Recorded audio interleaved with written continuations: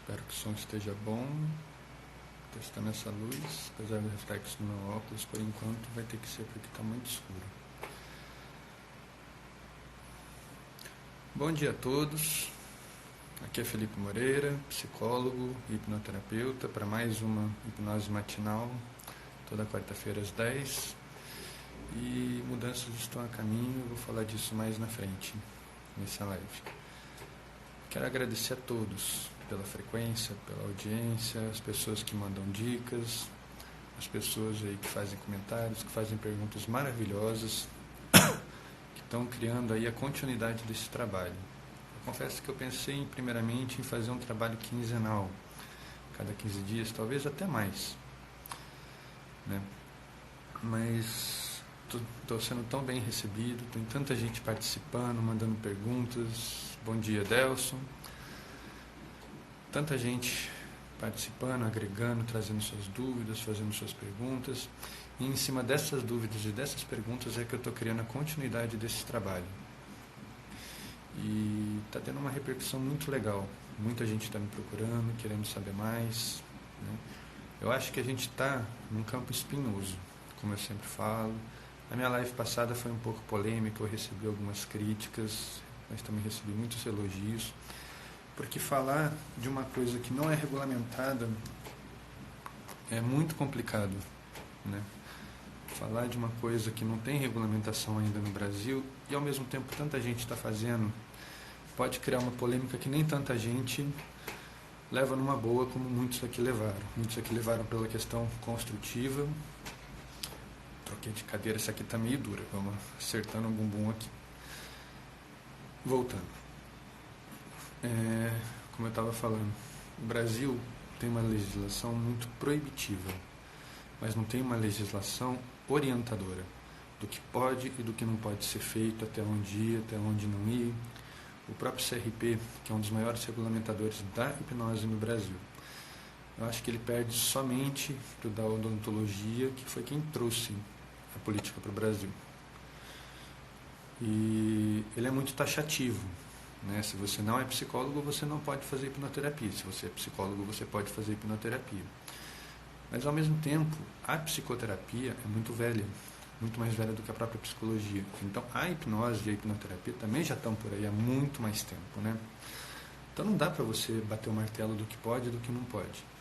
Em termos de profissão, a gente entende, vendo o que acontece por aí, vendo o que tem por aí na mídia, né? Nas redes sociais, do que está sendo feito com a hipnose hoje em dia.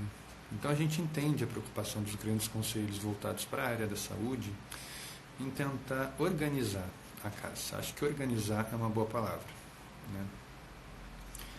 E não creio que proibir seja o caminho.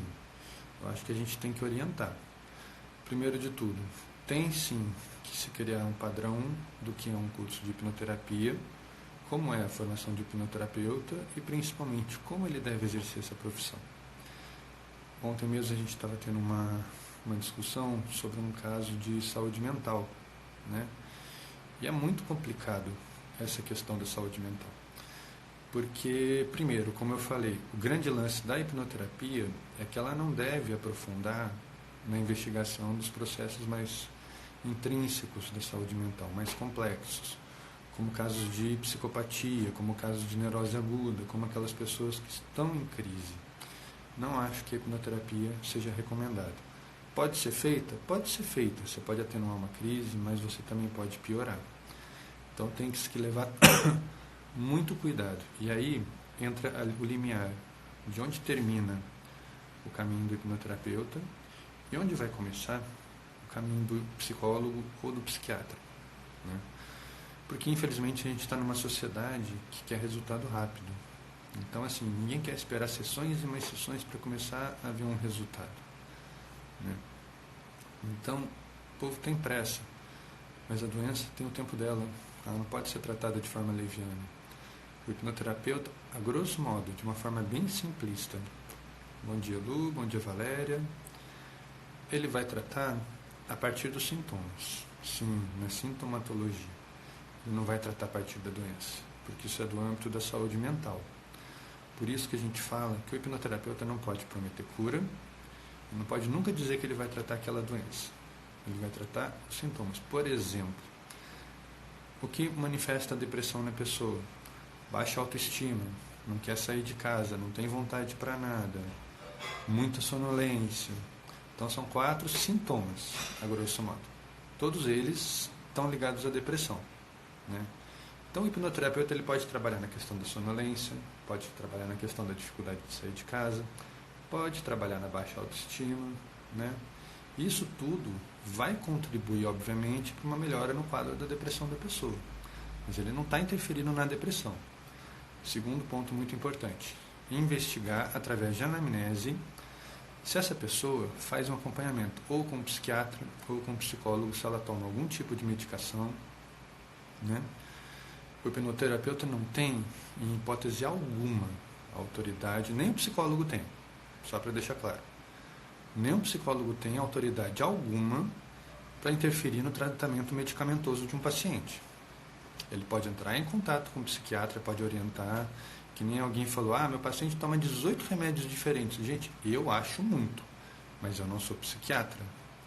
O que eu faria se eu estivesse atendendo essa pessoa? Eu entraria em contato com o psiquiatra, olha, eu sou hipnoterapeuta, bom dia, estou atendendo essa pessoa, e ela me passou uma questão com as medicações. Eu fiquei em dúvida, será que você pode me dar uma orientação? Né? Nunca confiar só no Dr. Google, porque lá você vai ver o quê? Para que serve cada medicação. Mas a forma como essas medicações interagem uma com a outra, só o psiquiatra vai poder dizer, porque é da alçada dele. Tá? Por mais que você tenha experiência, por mais que você tenha algum conhecimento nessa área, você não é psiquiatra, então você não pode de maneira nenhuma nem dar a entender para a pessoa, eu acho que você está tomando muito remédio, vamos tentar melhorar isso, vamos mexer nisso. Porque ela pode entender que você concorda que ela não deve tomar tanto remédio. O que ela vai fazer? Vai parar de tomar alguns. Você sabe quais ela vai parar? Você sabe se ela deve parar de tomar algum remédio? Não. Então não corra nesse risco. Toma muito cuidado em como você vai orientar o seu paciente. Né? E por que hipnoterapeuta, psicólogo, normalmente, isso é uma curiosidade que me perguntaram, não me lembro se eu falei na outra live, mas aqui vai. Por que eles chamam o paciente deles de cliente? Né? Porque quando você dá o nome de paciente, você pressupõe para a pessoa de que ela tem uma doença. Isso não é interessante. Tanto que os pacientes que chegam no meu consultório, eu sou psicólogo, eu trabalho com a questão da saúde mental. Então eu posso chamar os meus pacientes de pacientes, embora eu não goste, eu não faça isso. Tá? Só deixando claro. Não é uma questão de privilégio, é uma questão de hermenêutica. Né? O paciente, ele chega ao consultório, eu tenho depressão. Estou conhecendo aquela pessoa agora, será que ela tem? Ou será que ela leu na internet que ela tem? Eu já atendi um caso de uma pessoa que se diagnosticou como bipolar. Lembra bipolar? Aquela coisa que vai da ansiedade extrema para depressão extrema e fica oscilando entre os dois muito rápido.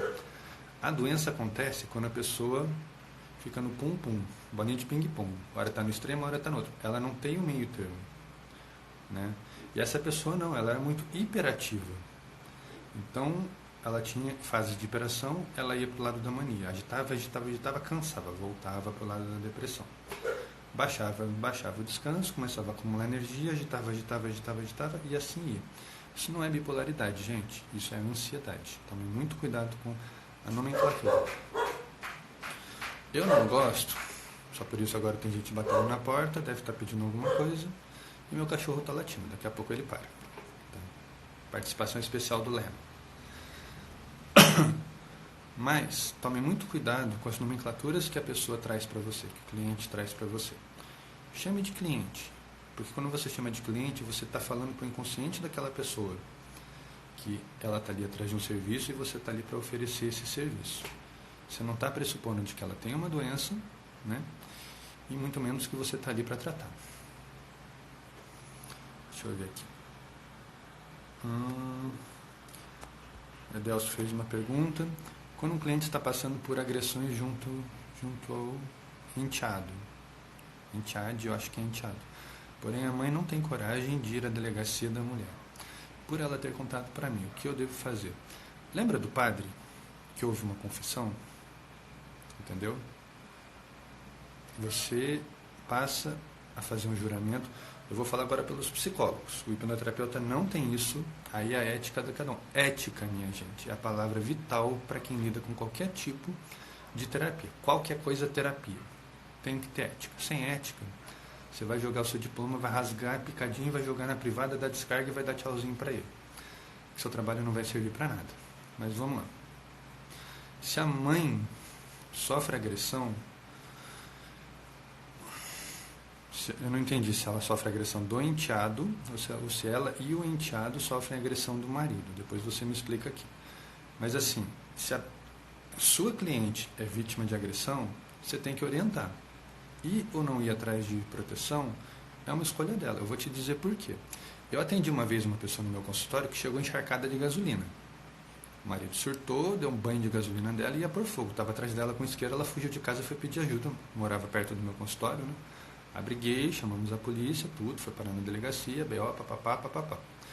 Dia seguinte, o que aconteceu?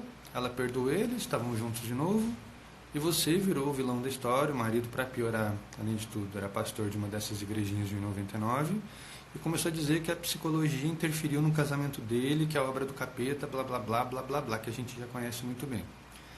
Então tem que tomar cuidado até quando a gente vai interferir.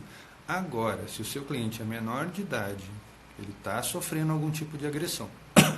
No caso, pelo que eu entendi, o seu cliente é a mãe, não é o enteado. Mas se o seu cliente é menor de idade, ele está sofrendo abuso, você desconfia, através da sua avaliação. Se você for psicólogo, você tem condições de aplicar elementos, aplicar uma bateria de testes para saber se aquilo é real ou é uma fantasia, ou é uma impressão, e trabalhar isso com ele. Se você vê que ele está chegando machucado, que ele está chegando vítima de uma agressão mais forçada, você tem obrigação de acionar o conselho tutelar. Enquanto hipnoterapeuta, não necessariamente. Aí vai bater no ponto do que eu falei da ética. É uma pessoa que está te pedindo ajuda e você tem a possibilidade de ajudar. Entendeu? O que eu faria se eu não fosse psicólogo? Tá? Estou tirando aqui minha roupinha de psicólogo, botando do lado, estou entrando no hipnoterapeuta agora. Eu procuraria um psicólogo e me orientaria com ele. Primeiro de tudo. Ou um assistente social. Primeiro, para saber se aquilo é real, porque eu já atendi casos onde a criança contava uma história tão real de abuso que eu acreditei. Busquei meu orientador ficou horrorizado, fizemos a denúncia, no final não era nada daquilo era verdade. Onde é que vai a nossa cara de profissional? Pô, você acreditou naquilo? Primeiro foi a inexperiência. Segundo, tem crianças hoje em dia que são muito convincentes. Convence até a mãe, né? Então a gente tem que tomar muito cuidado com aquilo que a gente está escutando. É uma coisa que a minha esposa, que é enfermeira e trabalhou muitos anos com um ambulatório de saúde mental, sempre fala. É a escuta terapêutica. Não é você julgar o que ele está te dizendo. Nossa, eu apanho em casa. Meu Deus, você apanha em casa. Que horror. É entender... Fica quieto! É entender se aquilo é real, né? Se aquilo realmente está acontecendo. E aí sim você ter elementos para fazer um encaminhamento. Ou até mesmo acionar um conselho tutelar, acionar a polícia no caso da delegacia da mulher, né? Porque lembra, você é hipnoterapeuta, você não tem condições alguma, muito menos legal, de qual seria a palavra? De taxar a sua cliente como uma pessoa que ali não está respondendo por ela. Isso não vai te dar o direito de ligar para a polícia, minha cliente apanha do marido. Você não tem elementos para isso. Então toma muito cuidado. Eu vou pegar aqui o gancho da pergunta do Zé. Podemos indicar uma avaliação em outro profissional de psiquiatria? Claro. Claro. A gente deve. Se você tem dúvidas de que aquilo que a pessoa está trazendo é um transtorno muito mais complexo do que aparenta, e pode acontecer. A pessoa vem com uma queixa leve para você. Você começa a tratar, você começa a ver que o campo é mais espinhoso. Você deve orientar. A pessoa tem que passar por uma avaliação mais completa, né? Por um psicólogo, talvez por um psiquiatra, se você achar que aquilo vai fazer bem para a pessoa, porque tem casos que só a medicação vai ajudar. Então, lembra da gripe da semana passada? Ela ainda está aqui, está dando um oi para vocês. Mas tem casos, como eu falei, o hipnoterapeuta, o principal foco do trabalho está na sintomatologia. Então, assim, ele vai montar o esqueleto do complexo maior e, às vezes, ele pega uma pessoa madura bastante para, trabalhando aqueles sintomas, ele trabalhar a doença e melhorar. Não é ele que vai falar, você melhorou. Não é ele que vai falar, você está em remissão, você está melhorando, a sua doença está sendo curada. Nunca faça isso é charlatanismo. Entendeu? Viu que a pessoa melhorou? Viu que os sintomas estão sendo atenuados? Orienta a pessoa a procurar novamente o psicólogo, o psiquiatra, porque esses sim são da alçada da saúde mental e vão poder fazer um diagnóstico.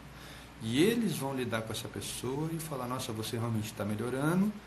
O psiquiatra vai falar, então vamos começar a diminuir a medicação, vamos começar esse trabalho de remissão. É ele que vai fazer isso, não é você. Porque a partir do momento que... Primeiro, quem gosta de tomar remédio? Ninguém. Quem gosta de tomar muito remédio? Menos ainda. Então, se você dá para a pessoa a esperança de que ela está melhorando, o que ela pode fazer? Chegar em casa e jogar todos os remédios fora. Não, estou melhorando, não preciso mais. Você não tem autonomia nem de plantar essa dúvida na pessoa. Então, toma muito cuidado com a forma como você vai falar. Isso tudo, como eu falei, gente, é escuta terapêutica. É saber chegar na pessoa, saber abordar o assunto, entendeu? Se ela te perguntar, eu estou me sentindo melhor, quero parar com o remédio, o que você acha? Minha resposta é pronta. Eu acho que você deve procurar o seu psiquiatra e ver com ele. Porque é ele quem vai poder mexer na sua medicação. Eu não tenho essa autonomia. Entendeu? Adelson está me respondendo. Ela e o filho sofrem agressão. É naquilo que eu te falei, Adelson. Como a sua cliente é ela, você vai cair naquele problema. Será que o que ela está te contando é verdade? Porque eu também já atendi um caso de fantasia que a mulher queria criar um castelo para justificar o divórcio. No final, nada daquilo era verdade e o cara acabou preso, entendeu? Por uma acusação infundada. Eu, como psicólogo, tomei todos os cuidados, fiz avaliações, no final acabou não adiantando porque ela foi de qualquer jeito, pediu o divórcio, acusou o marido, fez um circo danado. Um dos advogados que acompanhou a promotoria é conhecido meu, veio me trazer um pouco das questões que tinham aparecido e perguntar para mim, informal, o que eu tinha orientado. Expliquei para ele toda a situação. Falei, olha, você pode até me acionar em juízo, porque eu imagino que o juiz vai acabar fazendo, né? Mas a orientação que eu dei a ela foi escutar o que está acontecendo, vamos trabalhar essa questão, vamos dar um tempo antes de qualquer decisão. E ela foi de pronto e tomou todas as decisões, foi na polícia, acusou o marido, entendeu? E no final nada daquilo era verdade. Então, até aí a gente tem que tomar muito cuidado. Quando a pessoa te traz uma questão, não é a partir do princípio de que ela está mentindo. É a partir do princípio, óbvio, de que você não sabe se aquilo é verdade. Entendido? Espero ter respondido. Então, assim, você não vai nunca acionar conselho tutelar, acionar a polícia, por uma questão que você não tem certeza.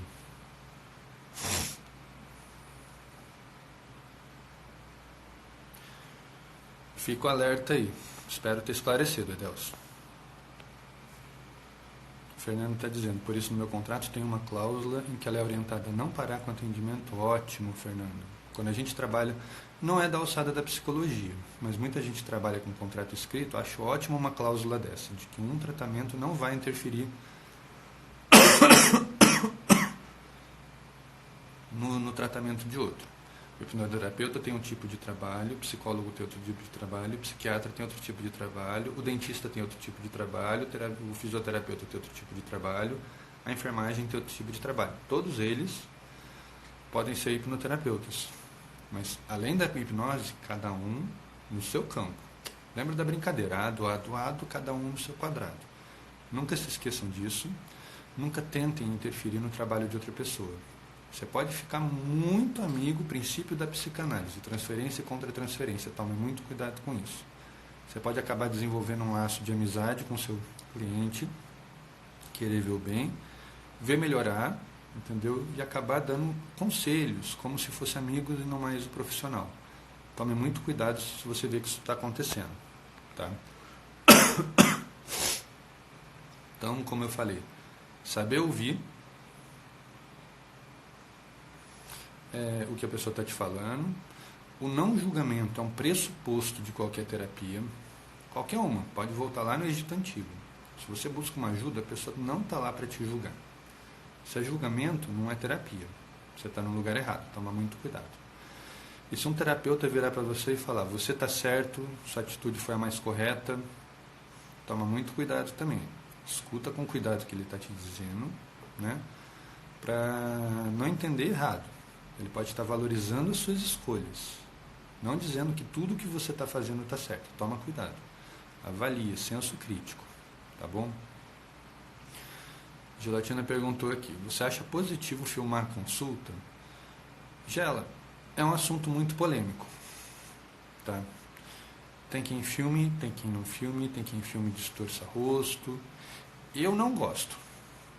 Eu, dentro da alçada da psicologia, eu não gosto. Primeiro, na psicologia só é autorizada qualquer tipo de filmagem, de gravação, para fins de experimento. Você está experimentando um método, você está fazendo um registro de uma avaliação, de uma aplicação, aí eu acho válido. Agora, como eu falei, é uma questão de conduta de cada um. Tem gente que tudo filma, tudo grava, tem gente que não gosta. Eu não gosto, porque assim, eu nem anoto durante a sessão. Porque você cria uma expectativa na pessoa. Entendeu? É uma testemunha, é um espectador. Você está trabalhando com a pessoa, com uma outra terceira pessoa vendo ali. Isso vai interferir no inconsciente dela. Entendeu? Agora, questões de hipnoterapia. Eu acho válido, prestem muita atenção nessa orientação aqui que eu vou dar por uma questão de responsabilidade legal. Tá? Eu acho válido ou você gravar, ou você por vídeo ou por áudio, porque na hipnose levanta-se muito conteúdo e às vezes você não dá conta de anotar tudo aquilo. Então é uma leveza para o terapeuta de poder passar pelo processo, entendeu? E como o paciente vai estar de olho fechado, ele não vai estar vendo se você está, se você não está anotando.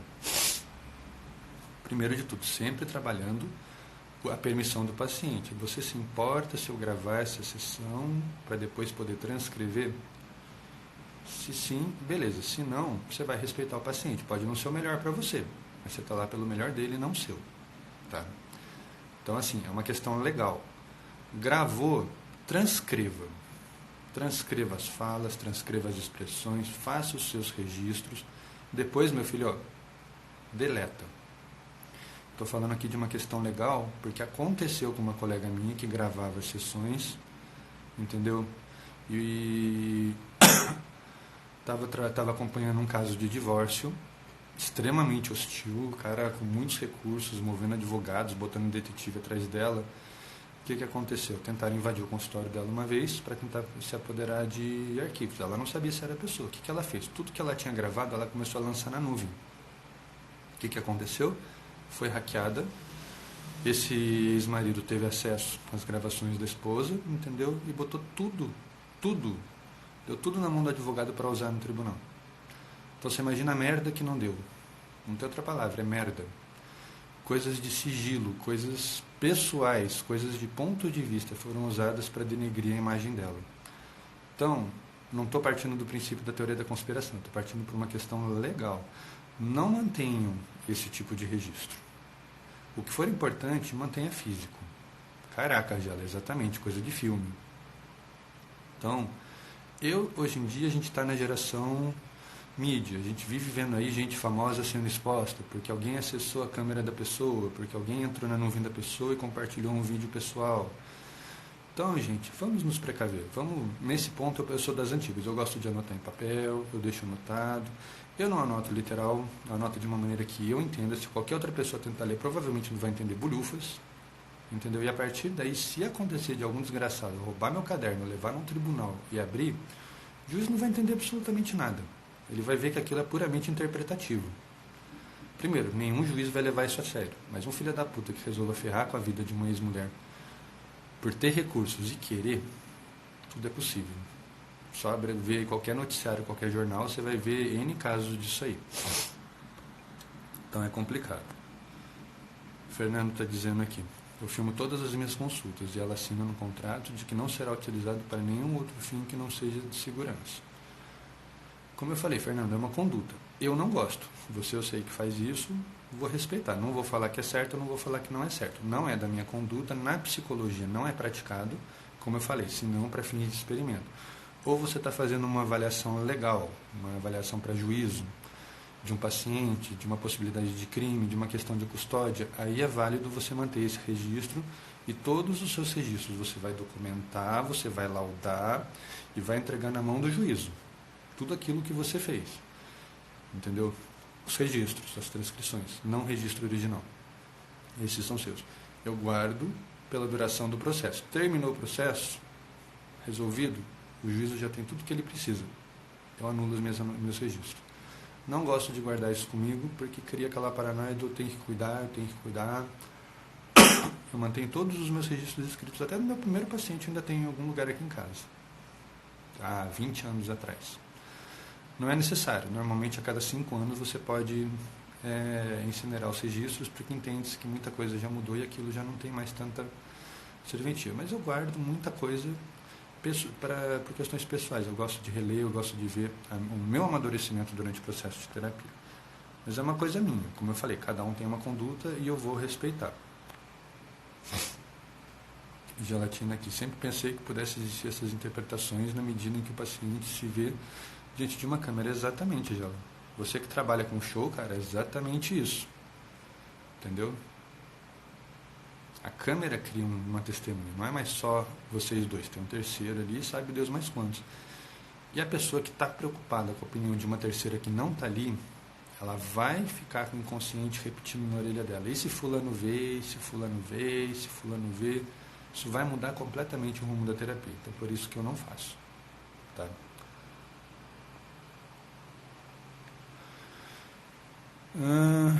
Exatamente, Hipnolix, né, não deve, esse tipo de exceção não deve pautar. Por isso que eu estou falando. Eu não vou falar se é certo ou se é errado. É a minha conduta. Cada um vai ter a sua e eu vou respeitar da mesma maneira. Entendeu? Então, falei um pouquinho da questão do registro, né? Muito cuidado, porque como eu falei, isso cria julgamento. Pensa naquelas caricaturas de filme, da pessoa falar uma coisa, o terapeuta para anotar. A pessoa vai parar de falar. Ela vai ficar tentando fazer um julgamento do que ela falou, o que será que ele está anotando, será que ele entendeu, ou ela vai tentar se explicar. Então ela cria um looping e não sai mais daquilo.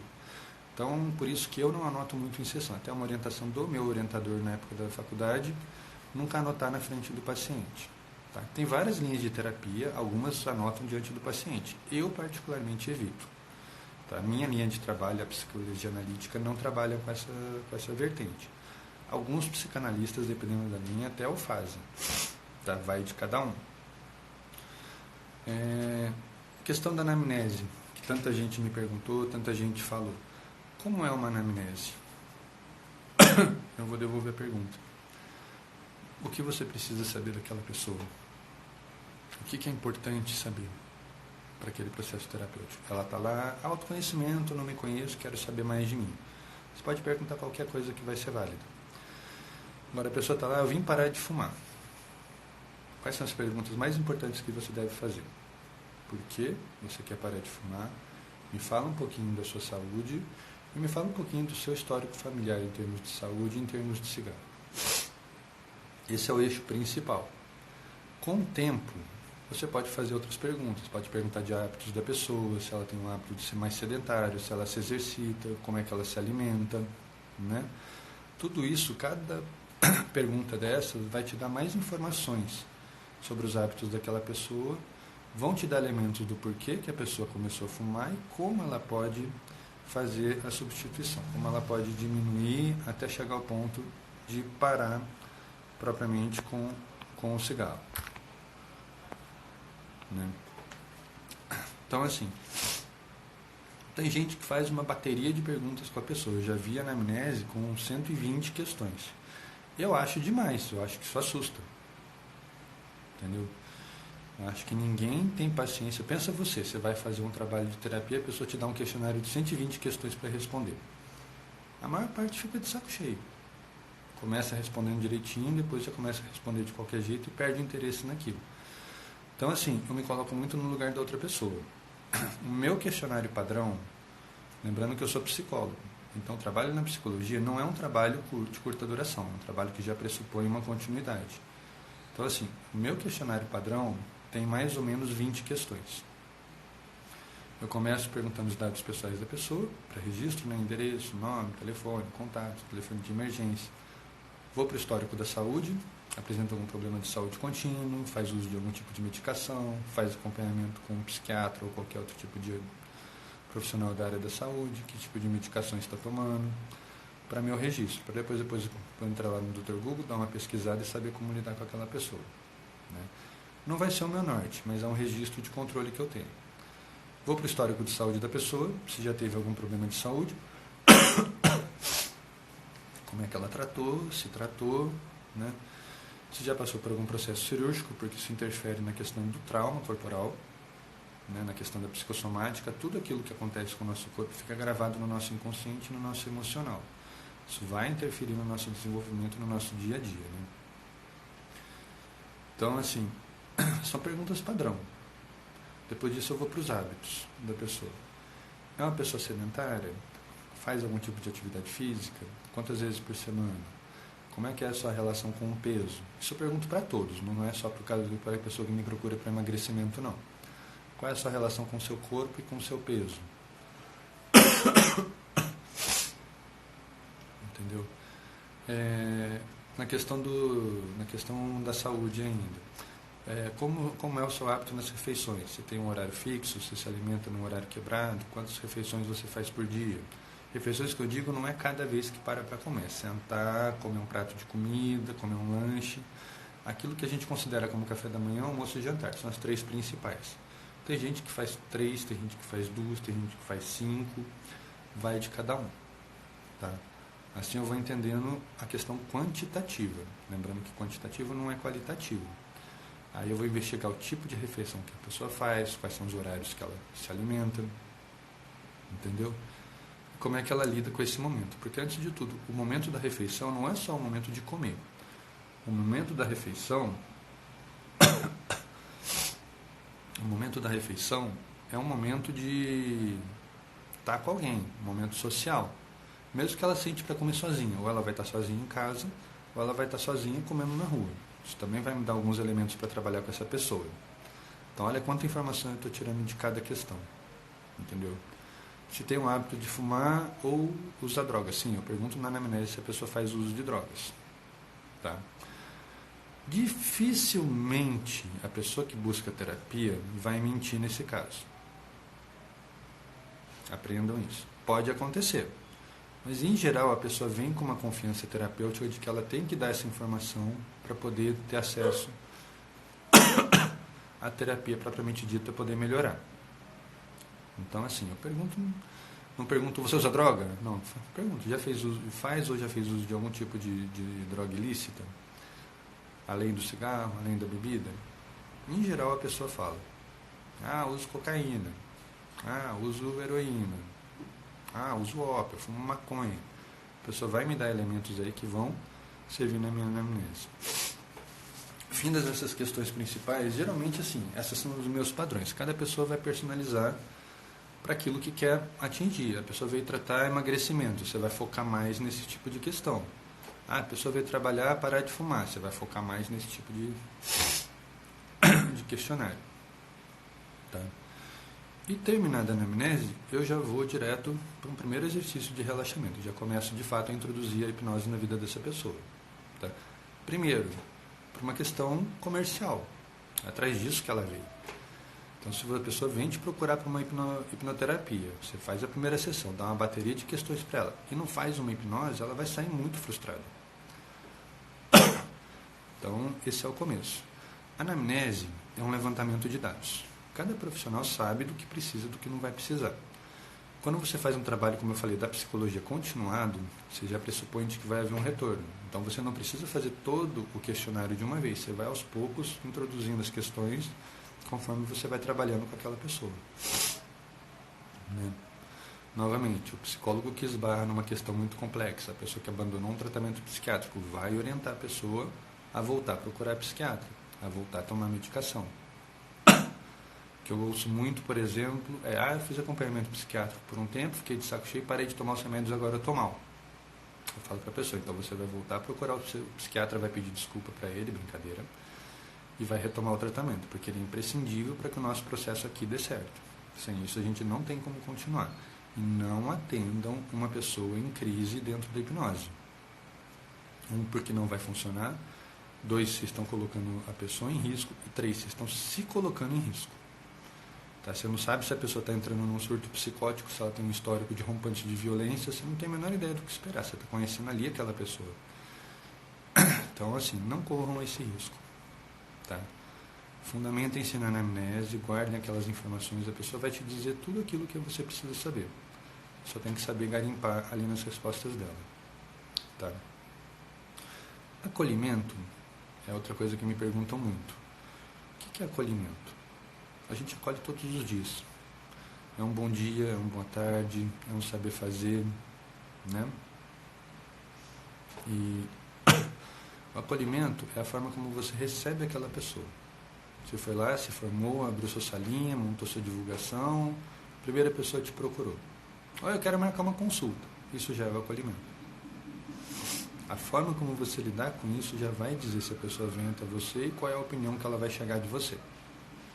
Quem tem a liberdade de ter uma secretária, melhor ainda. A pessoa sabe que está lidando com uma secretária, não vai ter muita expectativa. Mas a maior parte de nós é a própria secretária. Então, sua forma de lidar, oi, tudo bem, como é que vai, o que eu posso fazer por você, você quer marcar uma consulta, o que você está procurando, é para você mesmo. Então, você vai pescando, vai jogando iscas e pescando informação, né, daquilo que você quer. Exatamente como a Araceli falou, acolhimento é uma prévia da escuta terapêutica. Quando a pessoa te ligou, você atendeu o telefone, já começou a terapia. Você já criou um elo entre cliente e terapeuta. Comece a partir daí. Lembra que você não estava falando com um amigo, você não vai atender o telefone de um paciente, e aí, mano, beleza? A pessoa vai sair correndo. Então vai dizer, desculpa, foi engano, não te liga mais. Então, o acolhimento, é uma ponte para a escuta terapêutica. Né? O acolhimento vai te dar elementos de como continuar, de como fazer. E assim, vai dizer se a pessoa vai ser bem recebida, vai dizer se ela vai continuar. E primeiro, muita gente vem, faz a primeira sessão e não volta. Primeiro porque ela talvez não estivesse preparada para um processo terapêutico. Achou que estava, disseram que ela estava, ela achou que precisava, foi. Quando ela viu que o negócio é cabeludo, ela corre. Você, terapeuta, não tem que ficar atrás dela. Você tem que respeitar o tempo dela. Ela vai voltar no tempo certo. E se você é aquele vendedor chato que fica atrás, ela vai cansar. Vai pegar birra ainda por cima e não vai mais querer saber de terapia. Então você está fazendo mal para a pessoa. Não faz isso. Primeiro porque é muito chato, segundo porque é falta de educação. Deixa a pessoa não voltar. Espera. Entendeu? Dá esse tempo para ela. Deixa claro, se vocês correspondem por WhatsApp, deixa claro que você está à disposição. Mas não fica o tempo inteiro mandando mensagem, oi, como é que você está? Oi, como é que você está? Você está bem? Isso é um assédio, tome cuidado com isso, tá?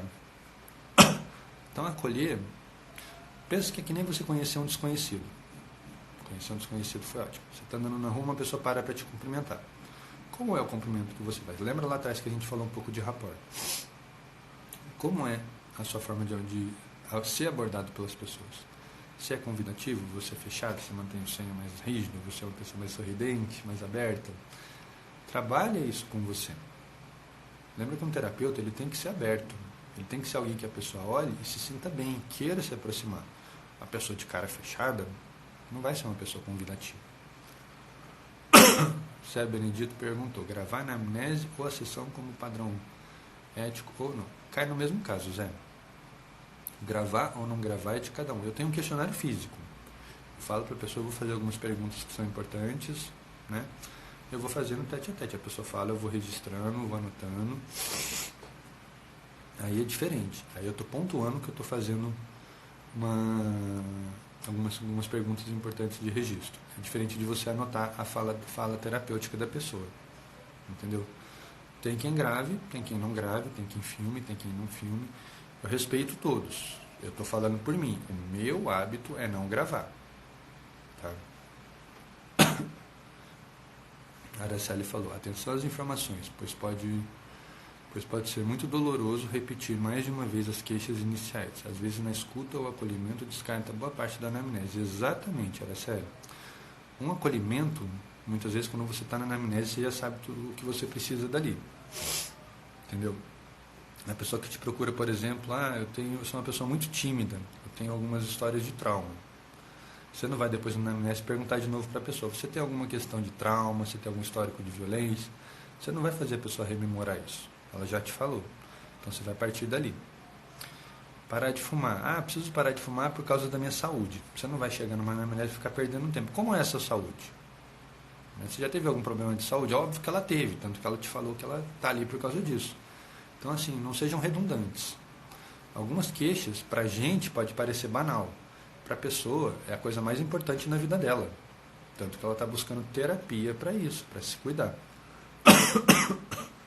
Entendeu? Então, acolher, às vezes, é não falar nada. É só ouvir. Saber ouvir, saber filtrar o que está ouvindo e deixar a pessoa sentir que ela está sendo ouvida, porque muita gente não tem isso. Eu falei na última live, se não me engano, de uma senhorinha que chegou no consultório e eu perguntei como a senhora está. Ela começou a chorar e falou que há muitos anos ninguém perguntava isso para ela. Detalhe que ela era casada. Você imagina como é para a pessoa? Se ela tem uma reação dessa, para que eu vou depois perder tempo falando como é o seu casamento? Vai desabar a chorar. É ruim, meu marido não presta atenção em mim, não sei o que, e vai virar um vômito de lamentação, que não é saudável. É importante para acolhimento num primeiro momento, mas não é saudável você ficar fazendo a pessoa passar por tudo isso de novo, porque lembra que tudo que a gente fala, a gente está pensando. Então, se eu estou te contando sobre um trauma, na minha cabeça eu estou passando por ele, eu estou vivendo aquilo de novo.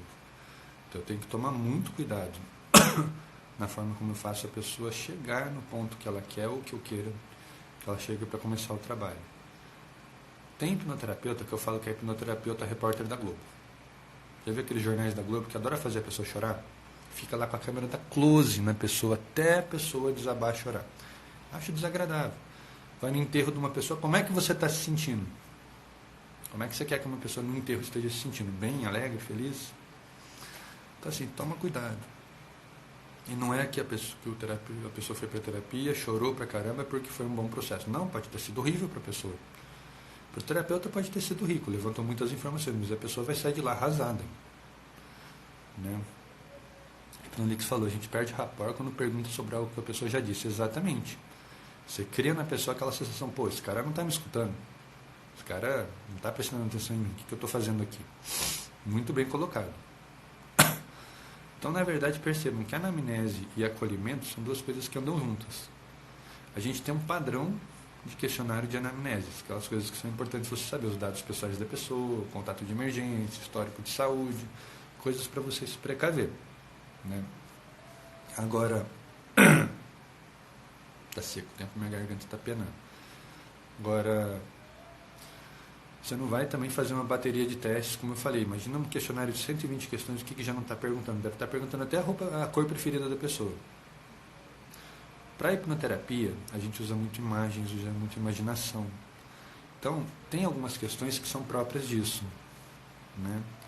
Quando você fecha os olhos, imagina uma cor e alguém pede para você imaginar uma cor. Qual é a primeira cor que costuma vir na sua mente? Você anota, porque é uma cor que vai te dizer um pouco do inconsciente daquela pessoa em termos de cromoterapia. Não tem fundamento nenhum. Não a cromoterapia. Essa questão é um elemento que você vai usar.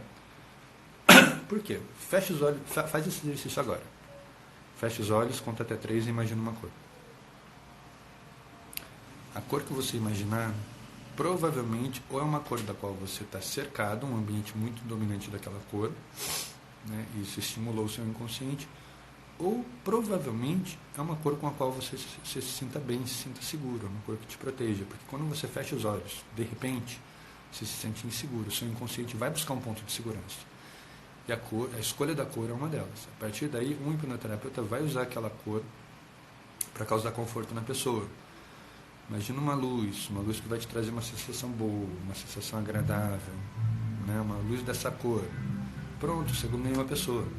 Ela já te dá um elemento de conforto. Você usa esse elemento para ela, ela vai se sentir duplamente reconfortada. Então é um dos exemplos de questão que tem numa anamnese, numa hipnoanálise. Tá? Outra delas é o famoso, para você é mais fácil ver algo, ouvir algo ou sentir algo. Por exemplo, quando você tenta imaginar algo do seu passado, tentar evocar uma lembrança. Você lembra a imagem como se fosse uma foto ou um filme?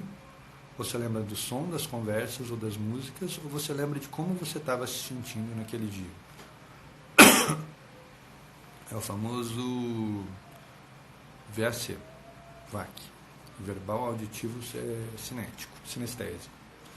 São os 3 elementos que a gente usa para desvendar a linguagem da pessoa. Então é muito complicado você ficar, muito útil você ter esse tipo de questão, mas é muito complicado você também ficar perdendo muito tempo nisso. Passa por elas, anota e usa essa informação. Mostra para a pessoa que você está atento ao que ela está te dizendo. Isso é muito importante. Isso é acolhimento junto com a anamnese. Isso vai, cada pergunta e a forma como você lidar com aquela pergunta. Por exemplo, você fez uma pergunta qualquer e a pessoa, você viu que tocou num ponto importante para a pessoa. Você não vai fazer aquela cara de então vamos para a próxima. Você perde a pessoa. Agora, se você vê que aquilo é importante para a pessoa e perde mais tempo naquilo, desenvolve aquilo, primeiro, você vai estar pulando uma série de outras perguntas que vão estar lá na frente esperando, e segundo, a pessoa vai se sentir muito melhor acolhida. Você ganha duplamente aquele paciente.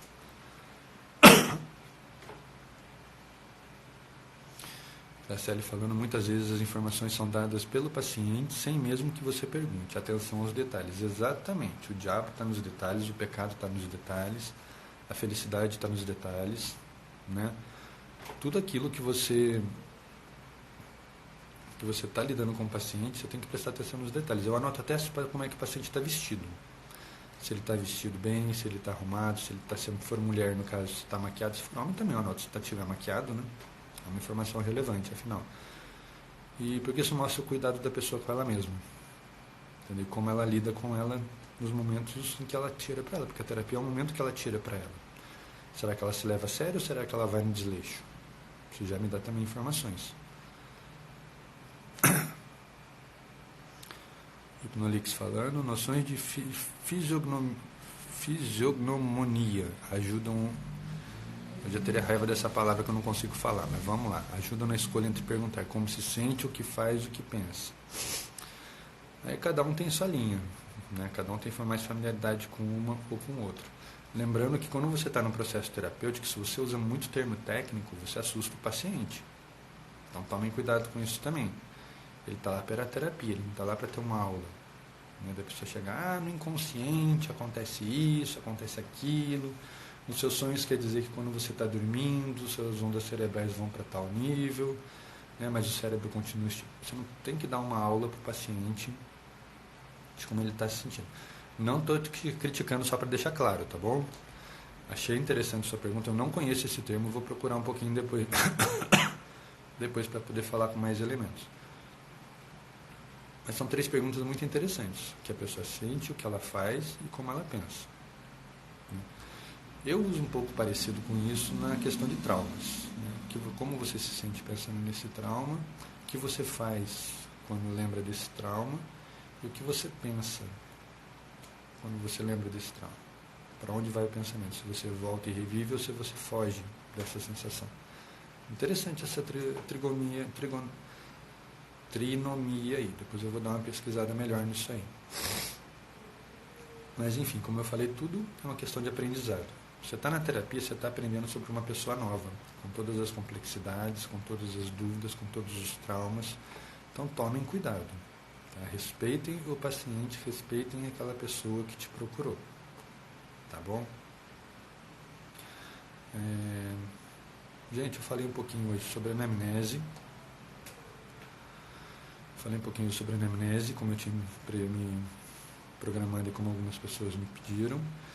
E falei um pouquinho sobre acolhimento e escuta terapêutica, que muita gente me perguntou. Né? São duas, na verdade, 3 coisas que vão andar sempre juntas. A escuta terapêutica está em todo lugar. Você é terapeuta, você não tem um botãozinho de desliga. Você está com essa escuta ativa a todo momento. Não quer dizer que você seja terapeuta de todo mundo. Mas você vai escutar mais do que a pessoa queira dizer. Respeita isso. Respeitar quando a pessoa te dizer alguma coisa e você e você vê que não é o momento de trabalhar aquilo, é o momento de você escutar e às vezes deixar entrar por um ouvido e sair pelo outro. Lembrem do que Freud dizia: se um elemento da fala do paciente é importante, você não tem que se preocupar em esmiuçar, porque ele vai trazer aquilo de novo. Perdão. Aquilo vai voltar a fazer parte da fala dele.